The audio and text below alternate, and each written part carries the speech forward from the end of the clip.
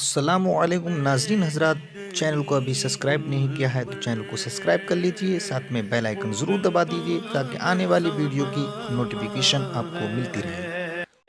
اے رسول اعظم صلی اللہ تعالی علیہ وسلم کے دیوانوں، آپ ذرا دیکھیں قرآن مقدس میں اللہ عز و جل نے بڑے واضح لفظوں میں ارشاد فرما دیا۔ کیا ارشاد فرمایا؟ اللہ اکبر، اللہ اکبر، کل نفس بما کسبت رہین۔ اللہ اکبر، ہر نفس، ہر بندہ اپنے کیے پر گروی ہے۔ آپ جانتے ہیں جیسا آپ نے کیا ہوگا وہ ساری چیزیں آپ کی ریکارڈ ہو رہی ہیں۔ انسان سے چھپ کر انسان کر لیتا ہے، باپ سے چھپ کر انسان گناہ کر لیتا ہے، ماں سے چھپ کر انسان گناہ کر لیتا ہے، رشتہ دار سے چھپ کر انسان گناہ کر لیتا ہے، شیخ و استاد سے چھپ کر انسان گناہ کر لیتا ہے، لیکن خدا سے چھپ کر انسان گناہ نہیں کر سکتا۔ اور جو کچھ اس نے کیا ہے اس کے کیے کا حساب اسے دینا ہوگا۔ اللہ اکبر، میرے پیارے آقا صلی اللہ تعالی علیہ وسلم کے پیارے دیوانوں، وہ اپنے کیے پر گروی ہے، اس کا ہر اعمال ریکارڈ ہو رہا ہے، اس کا ہر قول محفوظ ہو رہا ہے، اس کا ہر عمل محفوظ ہو رہا ہے۔ اسی لیے میرے پیارے آقا صلی اللہ تعالی علیہ وسلم کے پیارے دیوانوں، قرآن کہتا ہے یا معشر الجن والانس ان استطعتم ان تنفذوا من اقطار السماوات والارض فانفذوا لا تنفذون الا بسلطان فبأي آلاء ربكما تكذبان۔ اللہ اکبر، آسمان و زمین کے کنارے سے اے جن و انس، اگر تم نکلنا چاہو تو نکل جاؤ، اور اگر تم اپنی حکومت نافذ کر کے بتانا چاہو تو ثابت کر دو۔ یاد رکھو ہر جگہ پر کس کی حکومت ہے؟ کون بادشاہ ہے؟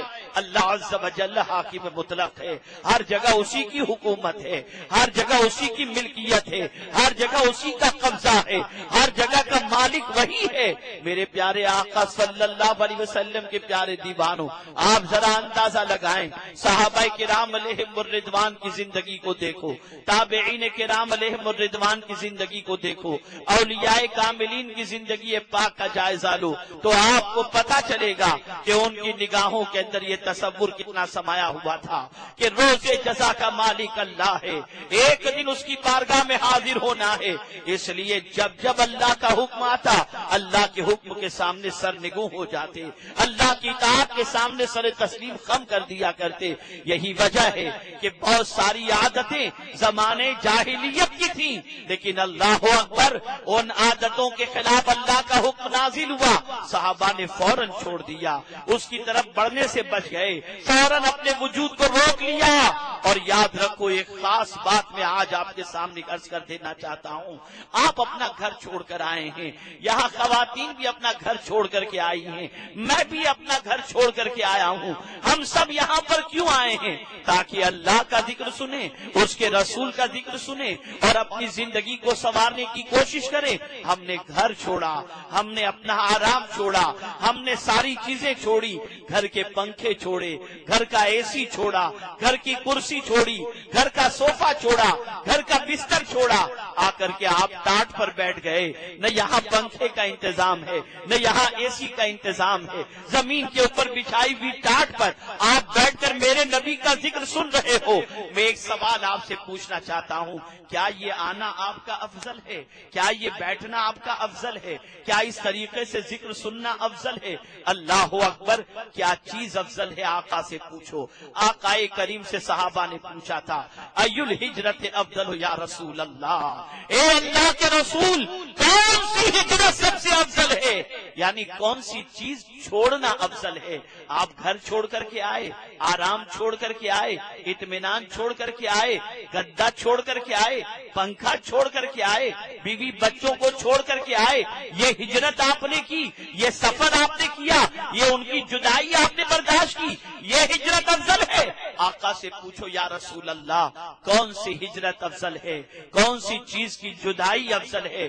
کون سی چیز کو چھوڑنا افضل ہے؟ تو میرے سرکار نے فرمایا اللہ کی ناپسندیدہ باتوں کو اپنی زندگی سے نکال دینا، یہ ہجرت سب سے افضل و اعلیٰ ہے۔ ہم یہاں آئے ہیں، لیکن اگر یہاں آئے ہم نے گھر چھوڑنے کی قربانی دی، گدا چھوڑنے کی قربانی دی، لیکن اپنے وجود سے اللہ کی ناپسند باتوں کو نکالنے کا اگر جذبہ نہیں ہے تو یہ آنا افضل نہیں ہے۔ لیکن اگر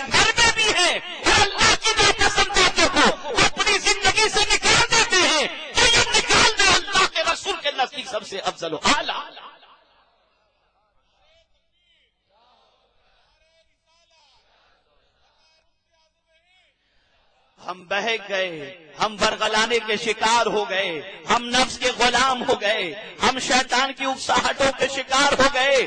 آج ہماری قوم کے نوجوان اچھے کاموں میں کم نظر آتے ہیں، برائی زیادہ نظر آتے ہیں۔ آج ہماری قوم کے نوجوان جہالت کی وادیوں میں زیادہ نظر آتے ہیں، تعلیم کے میدان میں کم نظر آتے ہیں۔ آج ہماری قوم کے آتے ہیں اور تباہی کے کاموں میں زیادہ نظر آتے ہیں۔ کیا ہو گیا ہماری قوم کو؟ آخر کیا بات ہے، کیا وجہ ہے کہ ہماری قوم اس راستے پر چل پڑی ہے؟ یاد رکھو، آج مسلم علاقوں کی سچویشن یہ ہے کہ لوگوں نے یوں ہی چھوڑ دیا، گورنمنٹ نے چھوڑ دیا۔ یہ گندگی میں رہنے کے عادی ہیں، یہ لڑنے جھگڑنے کے عادی ہیں، یہ مار پیٹ کے عادی ہیں، یہ گالی گلوچ کے عادی ہیں، یہ ساری چیزوں کے عادی ہیں۔ چھوڑ دو ان کے حال پر، وہاں زیادہ قانون نہیں چلتا۔ میں خود ہماری ممبئی کے حوالے سے بتاؤں کہ ہمارے ممبئی کے محمد علی روڈ کے اوپر کوئی سگنل کے اوپر کھڑے رہنے والا حوالدار جو ہے وہ کسی ٹیبل سواری والے کو نہیں روکتا، ہیلمٹ بغیر والے کو نہیں روکتا، سگنل توڑنے والے کو نہیں روکتا۔ مسلمان ہیں ہی قانون کے خلاف زندگی گزارنے والے، چھوڑو کیا ان کو روک کر کے کریں گے؟ یہ ہماری آئیڈینٹی بن چکی ہے، یہ ہماری پہچان بن چکی ہے۔ کل تک ہمارا حال یہ تھا کہ دنیا اگر سیکھنا چاہتی تو مسلمان جو پڑوس میں آ جاتی ان کا بچہ مؤدب بن جایا کرتا تھا۔ کل تک سچویشن یہ تھی کہ جاہل مسلمان کے پڑوس میں رہتا تھا اس کو علم کا زیور مل جایا کرتا تھا۔ کل تک پوزیشن یہ تھی کہ مسلم محلے میں کوئی گھر لیتا تھا تو اس کی بچی کی عزت محفوظ رہ جایا کرتی تھی۔ حالات بدل چکے ہیں، اس لیے کہ قرآن سے فاصلہ ہم نے بڑھا دیا، رسول کی سنت سے رشتہ ہم نے کمزور کر دیا۔ اے رسول اعظم صلی اللہ علیہ وسلم کے دیوانوں، آپ ذرا اندازہ لگائیں، اب معاشرہ آہستہ آہستہ شراب کے نشے میں ڈوبتا جا رہا ہے، ڈرگس کے نشے میں ڈوبتا جا رہا ہے، چوری کی عادتوں میں ڈوبتا جا رہا ہے۔ ظاہر سی بات ہے، جس قوم کے پاس ملازمت نہیں ہوگی، جس قوم کے پاس غربت ہوگی، جس قوم کے پاس علم نہیں ہوگا، جس قوم کے پاس سرمایہ اخلاق نہیں ہوگا، جس قوم کی پوزیشن یہ ہوگی کہ گٹر اور نالی کے اندر زندگی گزارنے کی عادت ہوگی، وہ قوم کسی اچھی چیز کی طرف جلدی سے توجہ نہیں دے سکے گی۔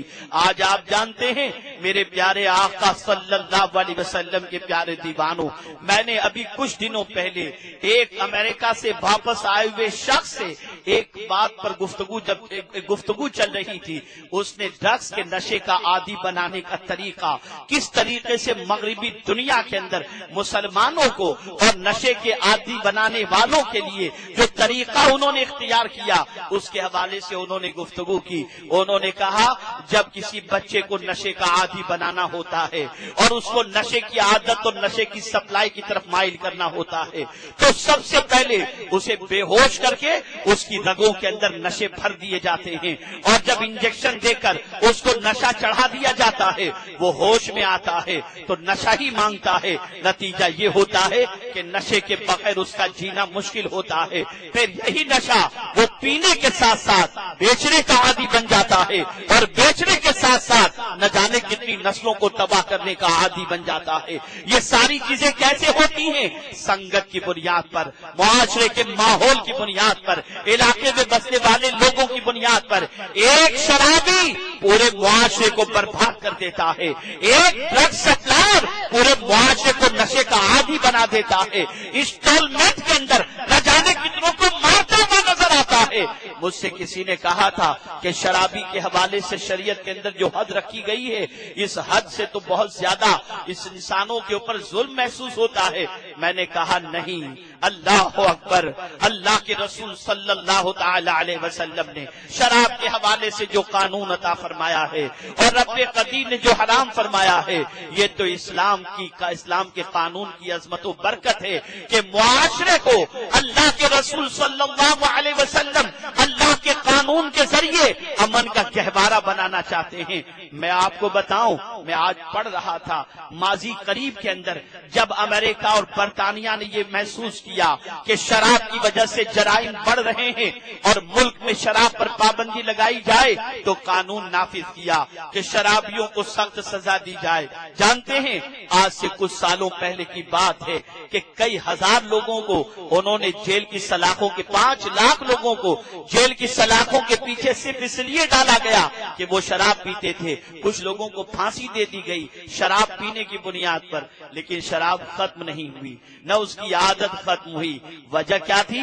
وہ اپنا قانون پیش کر رہے تھے، اپنا طریقہ پیش کر رہے تھے. اس طریقے سے شراب کا نشہ یا شراب کی عادت ختم نہیں ہو سکتی. شراب کی عادت ختم ہو سکتی ہے تو خدائی قانون کے ذریعے ختم ہو سکتی ہے، مصطفیٰ کے قانون کے ذریعے ختم ہو سکتی ہے. آپ اندازہ لگائیں میرے پیارے آقا صلی اللہ تعالی علیہ وسلم کے پیارے دیوانوں، اللہ عز و جل نے شراب کے حوالے سے بڑے واضح لفظوں میں فرمایا انما الخمر والمیسر والانصاب والازلام رجس من عمل الشیطان فاجتنبوه لعلکم تفلحون. اللہ اکبر، کتنی پیاری بات اور کتنی حکمت سے بھری ہوئی بات ہے. اللہ ارشاد فرماتا ہے شراب، جوا اور بت اور جوے کے تیر، یہ ساری چیزیں یہ کیا ہیں؟ رجس من عمل الشیطان. اللہ اکبر، یہ شیطان کی طرف سے اگر دیکھا جائے تو یہ شیطانی عمل ہیں. قرآن کہتا ہے روئے زمین پر بسنے والے انسانوں، اگر تم کامیابی حاصل کرنا چاہتے ہو اس سے بچو لعلکم تفلحون، تاکہ اللہ تمہیں کامیابی سے امکنار فرمائے. آپ جانتے ہیں آقا کریم رؤوف الرحیم علیہ تحیت و تسلیم کی خدمت بابرکت میں شرابی کے حوالے سے سوال کیا گیا تو میرے آقا صلی اللہ علیہ وسلم سے پوچھنے والے نے پوچھا یا رسول اللہ صلی اللہ علیہ وسلم، اگر کوئی شراب پی لے اور توبہ کر لے، شراب پی لی اس نے اور پھر اس نے توبہ کر لی، اللہ کے رسول نے ارشاد فرمایا اللہ معاف فرما دے گا. اس نے کہا دوبارہ اگر شراب پی پھر توبہ کر لی، سرکار نے فرمایا معاف فرما دے گا. تیسری بار شراب پی پھر توبہ کی، سرکار نے فرمایا معاف فرما دے گا. اور پھر جب انہوں نے پوچھا کہ اگر چوتھی بار شراب پی پھر توبہ کیا تو سرکار نے فرمایا نہیں، پھر اللہ جہنم کی اس وادی میں اسے پھینکے گا جس وادی میں جہنمیوں کا پیپ ہوگا اور یہ پیپ اسے پلایا جائے گا. اے رسول اعظم صلی اللہ تعالی علیہ وسلم کے دیوانوں، محلے میں اگر ایک شرابی ہو تو اس شرابی کی وجہ سے صرف گھر کا نظام خراب نہیں ہوتا، محلے کی بچیوں کا معاملہ، محلے کے بچوں کا معاملہ، محلے کے مالداروں کا معاملہ، محلے کے انسانوں کا معاملہ، محلے کے نوجوانوں کا معاملہ. اسی لیے شریعت اسلامیہ کے اندر ایسے سخت قوانین رکھے گئے ہیں جس کی بنیاد پر یہ سارے جرائم سے انسان بچے، تاکہ اس ایک کے بچنے کے عوض کے اندر پورا معاشرہ امن کے ساتھ سو بھی سکے اور امن کا گہوارہ بن بھی سکے. مالک یوم الدین، روز جزا کا مالک، روز جزا. اللہ اکبر، کتنا سخت. یومئذ یصدر الناس اشتاتا لیروا اعمالهم. قیامت کے دن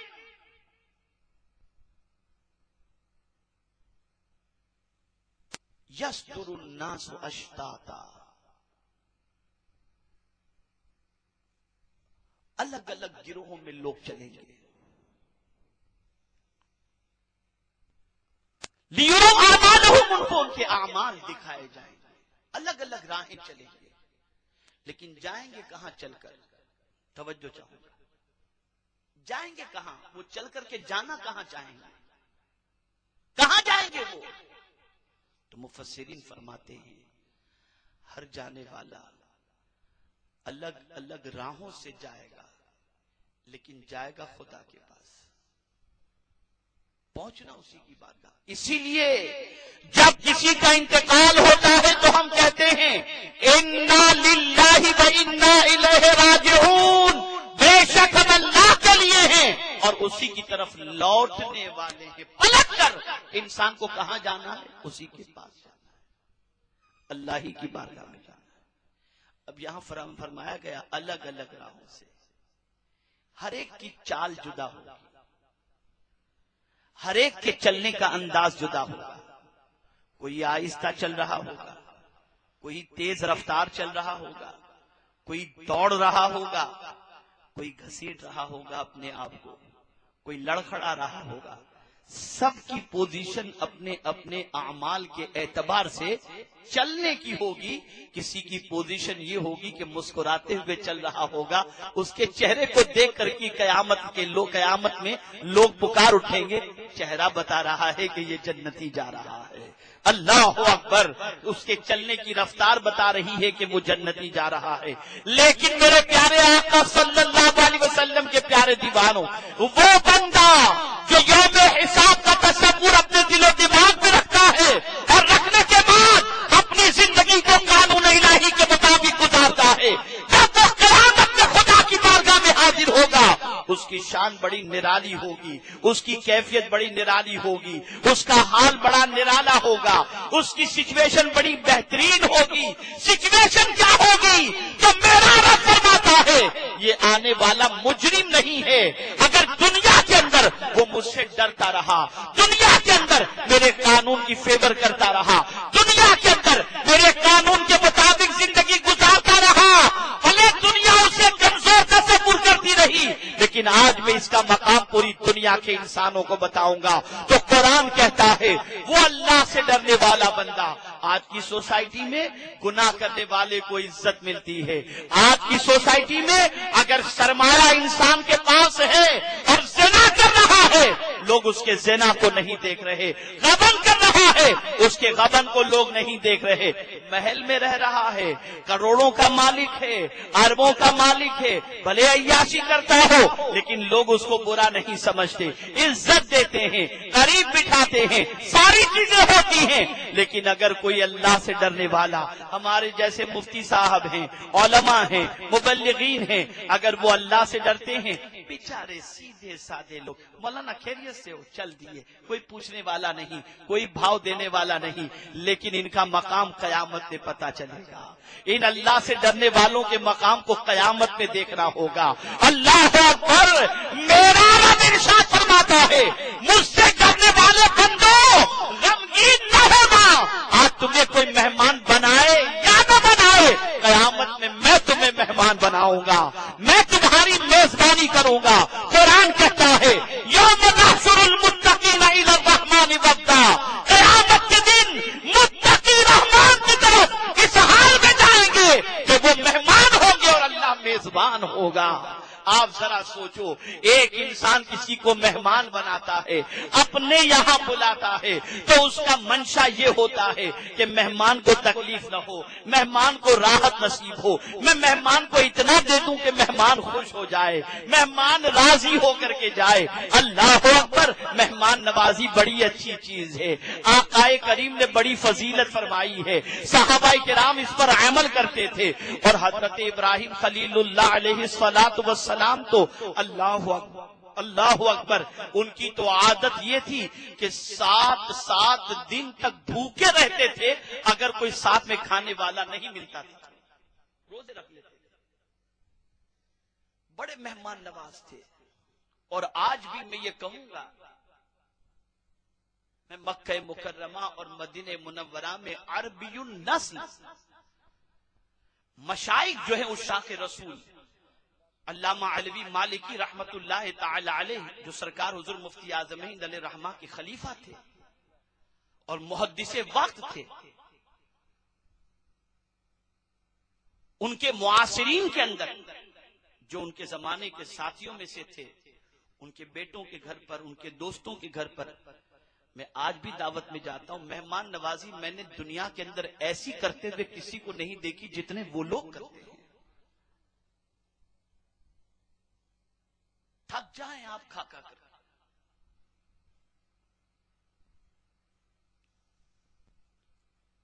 اور آقا کریم صلی اللہ تعالی علیہ وسلم کا بہت بڑا وصف ایک یہ بھی تھا کہ سرکار بہت مہمان نواز تھے.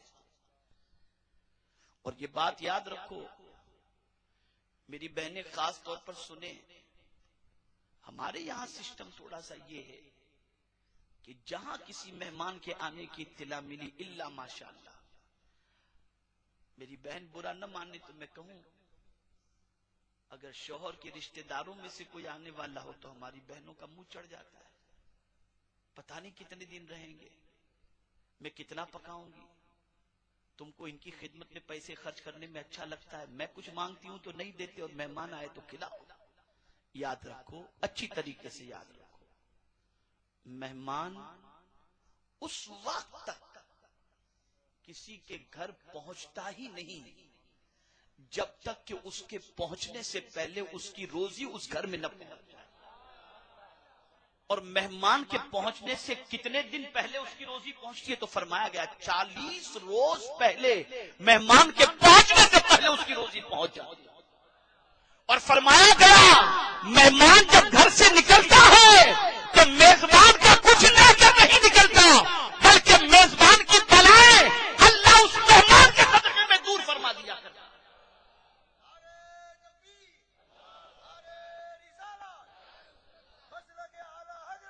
تو مہمان نوازی بہت بڑی سعادت ہے۔ تو عام انسان جب کسی کی میزبانی کرے تو اپنے مہمان کو ناراض ہونے نہیں دیتا۔ میری زندگی زیادہ مہمان بننے ہی میں گزرتی، میں تو آج بروڈا کا مہمان ہوں، تو کل حیدرآباد کا مہمان، تو پرسوں بہار کا مہمان، تو میں خود دیکھتا ہوں الحمدللہ، اللہ سارے میزبان کو سلامت رکھے، کہ میں دیکھتا ہوں کہ گرمی ہے تو کہیں سے کولر کا انتظام تو کوئی اے سی کا انتظام۔ آج ہی بہار سے مجھے فون کر کے وہاں کے ساتھیوں نے بتایا حضرت بہت گرمی ہے لیکن ہم نے آپ لوگوں کے لیے بہت معقول انتظام کیا ہے۔ تو مجھے کبھی کبھی یہ ہوتا ہے کہ یہ میری میزبانی صرف اس لیے کر رہے ہیں کہ میں ان کا رشتہ دار تو نہیں ہوں لیکن میں ان کو نبی کا پیغام سناتا ہوں۔ تو جب یہ اتنی مہمانی میری کرتے ہیں اور میرا اتنا خیال کرتے ہیں، اللہ اگر اس ٹوٹی پھوٹی خدمت کو قبول فرما لے تو قیامت میں تو ہماری بگڑی بن جائے گی اور اللہ کرم کی نظر ضرور فرما دے گا۔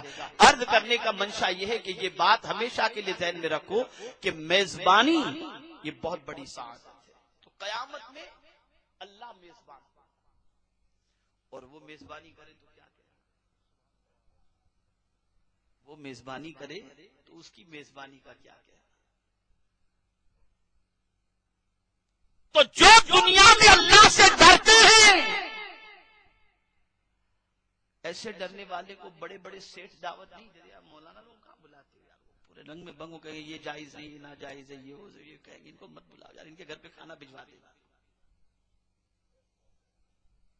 یہ ہوتا ہے اللہ ماشاءاللہ۔ ہاں کوئی مر گیا، مولانا کو جلدی بلاؤ، کہاں ہیں، گاڑی بھیجو ان کے لیے۔ کوئی شادی میں دعوت کے لیے گاڑی بھیجتے ہو،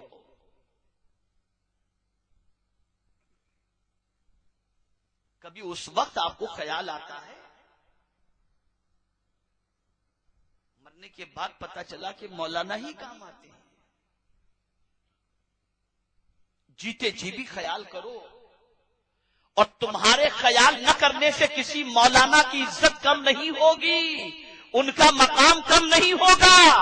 یاد رکھو میرے کریم نے پہلے ہی کہہ دیا، اے مجھ سے کرنے والے بندو غم نہ کرو، عزت تمہارے انسانوں کے درمیان اگر انسان یہ سمجھتا ہو کہ اس کے نزدیک تمہاری عزت نہیں، نہ ہو اس کے نزدیک، لیکن ان اکرمکم عند اللہ اتقاکم، اللہ کے نزدیک سب سے زیادہ عزت والا وہ ہے جو سب سے زیادہ اللہ سے ڈرنے والا، سب سے زیادہ۔ قیامت کا سما بڑا عجیب سما ہوگا، لیکن وہاں متقین کی شان بڑی نرالی ہوگی، بڑی نرالی ہوگی۔ اب یہاں بات آ گئی تو عرض کر دوں عقیدے کی۔ ہاں یہ بہت اہم بات میں اب عرض کرنے جا رہا ہوں۔ آج ہم لوگوں پر یہ اعتراض کیا جاتا ہے، کبھی حنفی ہونے پر اعتراض، کبھی قادری ہونے پر اعتراض، کبھی چشتی ہونے پر اعتراض۔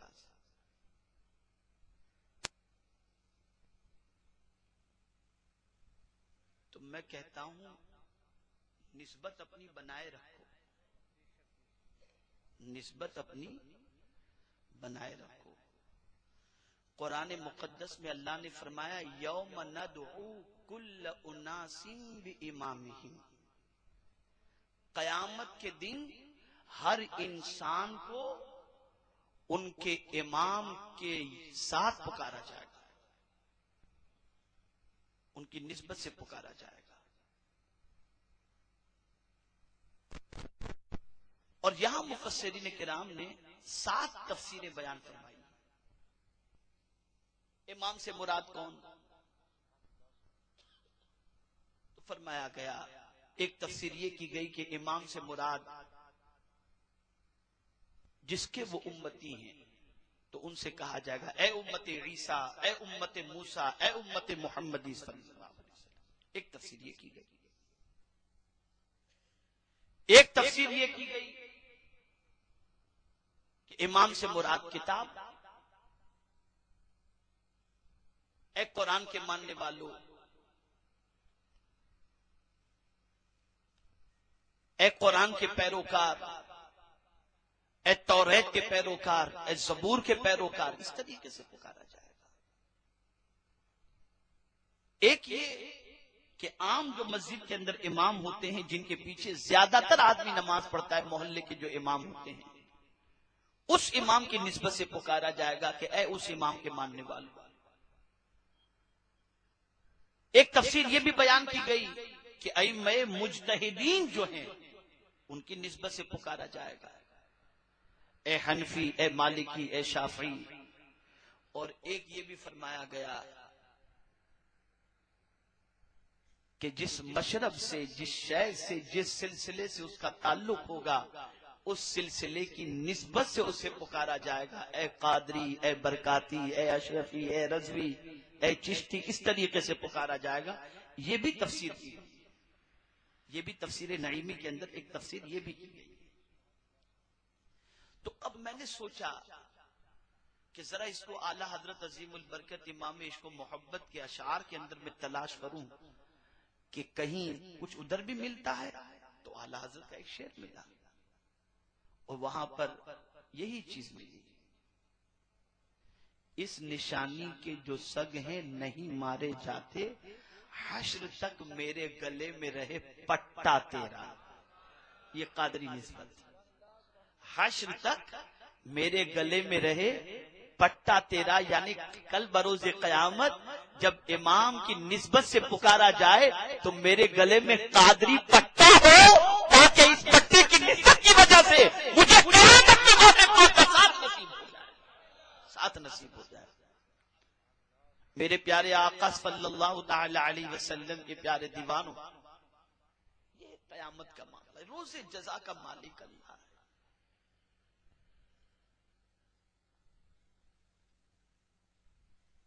تو الگ الگ راہوں سے انسان چلیں گے، اور اسی لیے فرمایا گیا جس کے نام اعمال میں گناہ کم ہوں گے اور نیکیاں زیادہ ہوں گی، وہ اس طرح سے تیز رفتاری سے گزرے گا کہ اسے دیکھتے ہوئے لوگ کیا اٹھیں گے کہ یہ جنتی ہے، بھاگ رہا ہے، دوڑ کے جا رہا ہے، جنتی لگ رہا ہے، چہرہ بتا دے گا، رفتار بتا دے گی کہ یہ جنت ہے۔ اس کو ایک مثال کے ذریعے سمجھاؤں، ایک مثال کے ذریعے۔ اللہ اکبر۔ ایک بزرگ حج کے لیے تشریف لے گئے، بحری جہاز میں گئے، ہوائی جہاز کا دور نہیں تھا۔ جہاز جب کنارے پر لگا تو ہاتھ میں کپڑے کی ایک تھیلی تھی اور ایک ہاتھ میں زمزم تھا، وہ لے کر کے اترے۔ کسٹم والوں نے کہا بابا آپ کا سامان کا بس یہی کچھ ہے، کہا اس کے علاوہ کا کچھ بھی نہیں، کہا جاؤ۔ وہ گئے، آگے جا کر کے چپ چاپ بیٹھ گئے اور رونے لگے، آنسو جاری ہو گئے۔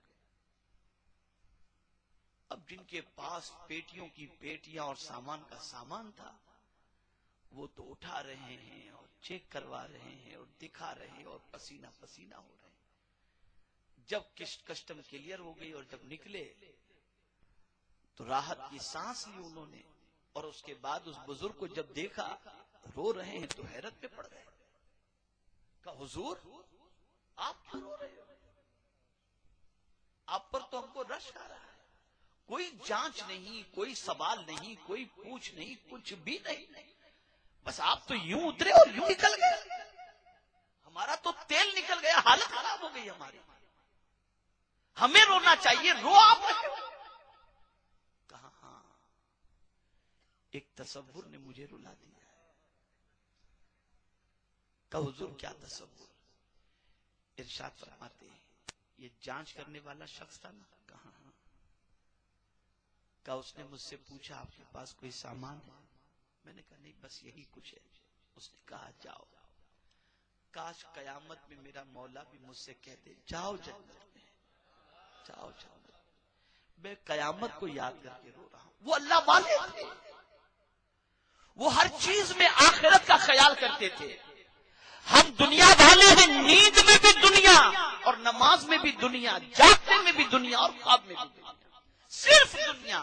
بس یہ سوچتے ہیں کوئی 10 کروڑ دے کے جائے گا, وہ فلاں آئے, صبح اٹھے تو کوئی مولانا وظیفہ بتاؤ, صبح اٹھے تو گدا جو ہے وہ نوٹوں کا بن جائے. بس یہی لگی پڑی ہے پوری زندگی سے.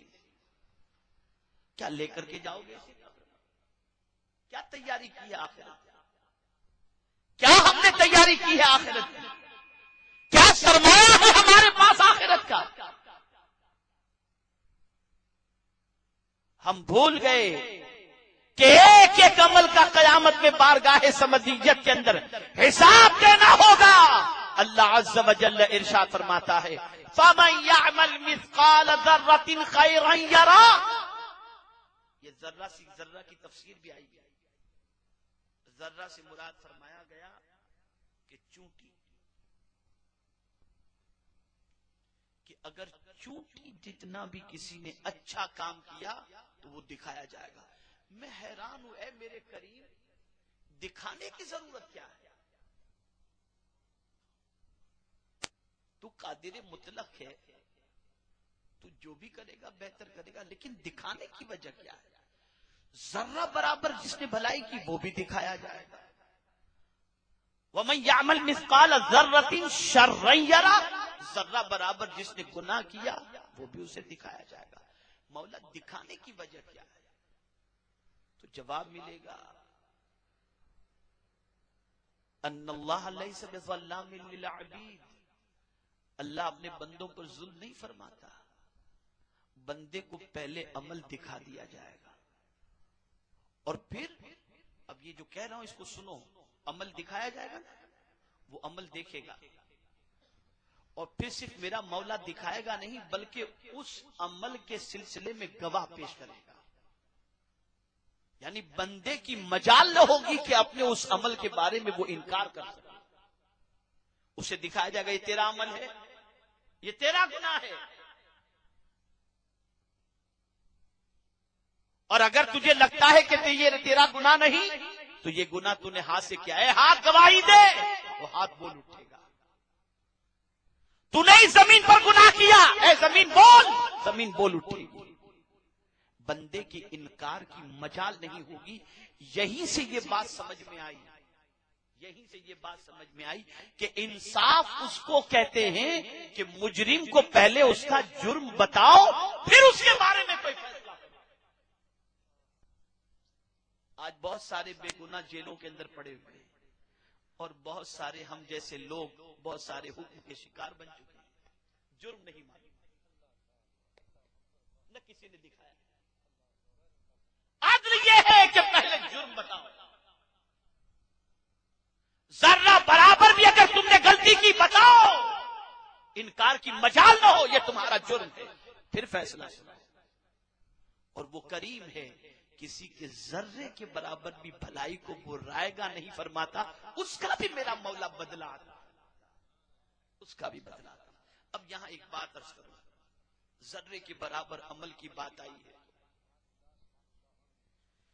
ایک بزرگ نے, یہ سمجھنے کی بات ہے, بہت دل و دماغ کو حاضر رکھ کے سنے. ایک بزرگ نے پردہ فرمایا, ان کے متعلقین میں سے ایک شخص نے ان کو خواب میں دیکھا. تو کیا دیکھا؟ اللہ نے بخش دیا ان کو. تو تھے تو بزرگ جن کو بخشا گیا. تو اس شخص نے سوچا کہ بہت دین کی خدمت کرتے تھے, تلاوت کرتے تھے, تہجد پڑھتے تھے, اس وجہ سے بخش دیے گئے. تو پوچھ لیا اس نے کہ حضور کس عمل کی وجہ سے اللہ نے بخش دیا؟ کہا کیا بتاؤں, کیا بتاؤں. ایک بہشتی پانی پلانے والا شخص وہ پانی کا گلاس ہاتھ میں لے کر کے پانی بیچ رہا تھا. دھوپ تھی اور وہ اعلان کر رہا تھا 1 روپے میں 1 گلاس لو اور جنت بھی پالو, پانی بھی پی لو, جنت بھی پالو, پانی بھی پی لو. 1 روپے میں 1 گلاس لو, جنت بھی پالو, پانی بھی پی لو. تو بزرگ فرماتے ہیں میں نے سوچا کہ پیاس تو لگی ہے اور 1 روپیہ کوئی زیادہ قیمت بھی نہیں ہے. ہو سکتا ہے اس روپ کے اندر کوئی بہلول ہو, کوئی بہلول ہو. تو میں نے 1 گلاس پانی لیا, لیکن پھر نیت بھی میری یہ رہی کہ چلو 1 روپے کے ذریعے اس مدد بھی تو اس کی ہو جائے گی, اور اگر اس کی زبان اللہ نے قبول کر لی تو جنت بھی مل جائے گی. تو میں نے اس نیت سے اسے 1 روپیہ دیا, 1 گلاس پانی پی لیا.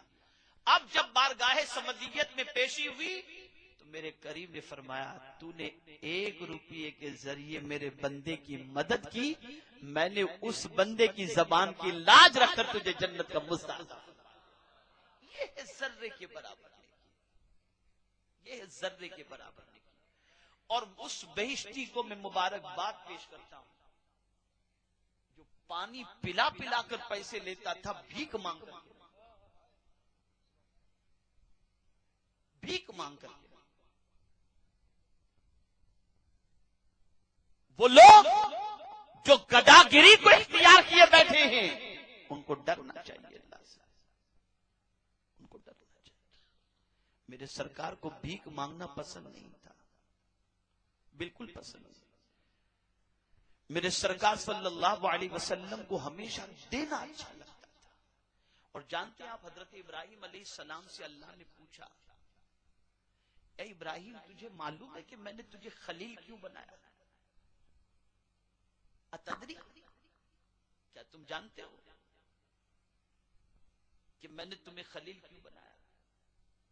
عرض کرتے ہیں مولا تو ہی بہتر جانتا ہے. تو رب نے ارشاد فرمایا اے ابراہیم تیری یہ عادت مجھے بہت پسند ہے, تجھے دینے میں مزہ آتا ہے, لینے میں مزہ نہیں آتا. تیری یہ عادت مجھے بہت پسند ہے اور اسی عادت کی بنیاد پر میں نے تجھے خلیل بنایا. تو اب سوال یہ پیدا ہوتا ہے کہ آدمی کے پاس ہوگا نہیں تو دے گا کہاں سے؟ بھئی دینے کے لیے اس کے پاس کچھ ہو تو دینا, کہیں سے کوئی آئے اس کے پاس تب تو وہ دے. تو فرمایا گیا ہاں وَابْتَغُوا مِنْ فَضْلِ اللَّهِ, جو کہا گیا اللہ کا فضل تلاش کرو, یعنی تم روزی روٹی کمانے میں لگے رہو, محنت و مشقت کرتے رہو, اور حلال ذریعے سے جو روزی تمہیں ملتی ہو اسے لو اور اسے پھر تم خرچ کرو, اللہ کے نام پر بھی دو, اپنا گزر بسر بھی کرو. یہ نہیں کہ بھیک مانگتے ہوئے چوراہے پر کھڑے رہو. اللہ کو یہ چیزیں پسند نہیں ہے, نہ اللہ کے رسول کو پسند.